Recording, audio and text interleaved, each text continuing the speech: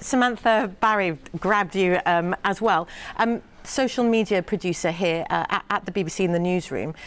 We've just heard there from Peter how social media is so important. I mean, you don't have very many fast and stable internet connections in South Sudan, do you? No, and it's quite limited, the amount of people that are actually on either the web or even have a mobile phone. It's one of those communities that is quite limited to get information out of.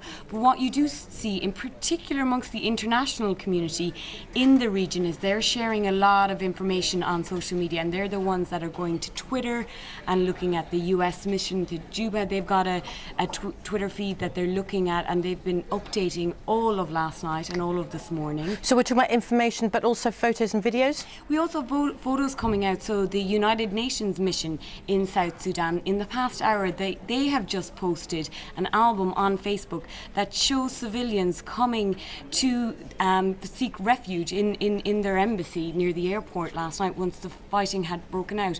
But for local South Sudanese people, they rely very heavily on local media, so the local radio stations, the local TV stations, and word of mouth. So while last night, while that fighting was going on, the local TV station, SSTV, went down, and for a lot of local South Sudanese, that was the only place that they were going to for information, so they're left with no information and just relying on word of mouth. In very worrying times for them, and meanwhile the rest of the world, of course, we're desperate for information to know what's going on.